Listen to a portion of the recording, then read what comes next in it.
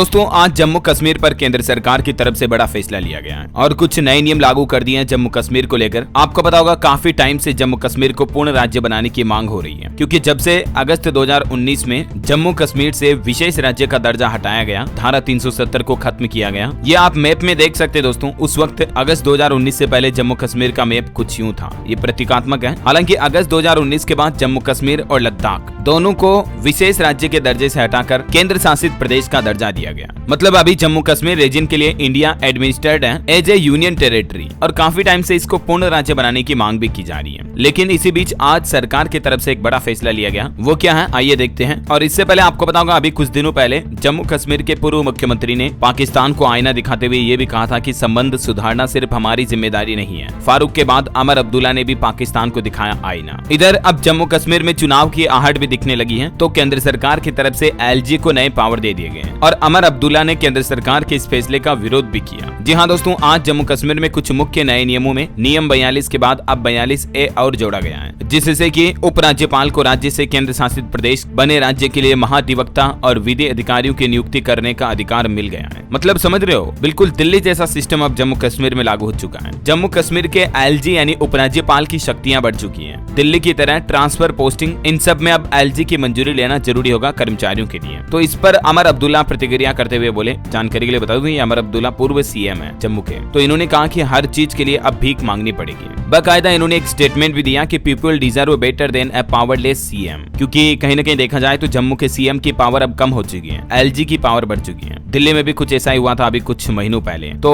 आज जम्मू कश्मीर में केंद्र सरकार ने उपराज्यपाल की प्रशासनिक शक्तियों को बढ़ा दिया है। ठीक है, तो पहला नया नियम तो यह कि दिल्ली की तरह अब जम्मू एलजी की मंजूरी के बिना भी अफसरों की पोस्टिंग ट्रांसफर नहीं हो पाएगा। और इसको लेकर जम्मू कश्मीर पुनर्गठन अधिनियम 2019 की धारा 55 के तहत बदले हुए नियमों को नोटिफाई भी किया है सरकार की तरफ से। ये देख सकते हैं आप, गवर्नमेंट द्वारा जारी ऑफिशियल नोटिफिकेशन भी मिनिस्ट्री ऑफ होम अफेयर्स के द्वारा रिलीज किया गया है। वैसे आपको बता दूं, जम्मू कश्मीर में इसी साल सितंबर महीने तक विधानसभा चुनाव होने वाले हैं और ताजा फैसले के बाद राज्य में किसी की भी सरकार बने, लेकिन अहम फैसले लेने की शक्तियां एलजी के पास ही होगी। समझ गए हो किस तरह से राजनीतिक खेल खेला जा रहा है। खैर, संशोधित नियमों में दो अहम पॉइंट जोड़े गए हैं, 42A और 42B। इन दोनों में एलजी उपराज्यपाल से संबंधित क्या नई शक्तियां प्राप्त हुई हैं, जिसकी डिटेल भी आप देख सकते हैं स्क्रीन पर। वैसे आपको बता दूं, जम्मू कश्मीर में आखिरी बार साल 2014 में चुनाव हुए थे। ठीक है, और उन चुनावों के नतीजे क्या रहे थे देख सकते हैं आप। बीजेपी को 25 सीटें मिली थी, कांग्रेस को 12, पीडीपी को 28, नेशनल कॉन्फ्रेंस को 15 और अन्य के खाते में 7 सीटें मिली थी। जम्मू में कुल 87 सीटें हैं। और अभी हाल ही में सुप्रीम कोर्ट ने भी केंद्र सरकार को जम्मू कश्मीर में सितंबर 2024 तक चुनाव कराने का आदेश दिया है। जम्मू के धारा 370 हटाने का फैसला भी सुप्रीम कोर्ट ने बरकरार रखा, क्योंकि इसके खिलाफ भी कुछ याचिकाएं लगाई गई थी। तो ये याचिकाओं को खारिज करते हुए सुप्रीम कोर्ट ने सरकार से कहा था कि सितंबर 2024 तक जम्मू में चुनाव भी कराए जाए। अब देखते हैं दोस्तों, जम्मू एंड कश्मीर में चुनाव के बाद हमें क्या कुछ बदलाव देखने को मिलते हैं। हम सरकार से उम्मीद यही कर सकते हैं कि जम्मू कश्मीर के लोगों को न्याय मिले, अच्छा विकास मिले, अच्छी सुविधाएं मिले, उन्हें भी भारत के कुछ दूसरे डेवलप राज्यों की तरह फैसिलिटी, बेस्ट एजुकेशन, उद्योग, काम धंधे, इस तरह का एनवायरनमेंट मिले। और देखते हैं सरकार क्या कुछ कदम उठाती है। जो भी अपडेट आएंगे मैं आपको बताता रहूंगा। बाकी DLS न्यूज चैनल को सब्सक्राइब करके बेल आइकन जरूर दबा दीजिएगा दोस्तों, और इस वीडियो पर एक लाइक और शेयर जरूर करना, ताकि आपको हमेशा काम की महत्वपूर्ण खबरें सबसे पहले आपके मोबाइल पर मिलती रहेगी। जय हिंद, जय भारत, वंदे मातरम।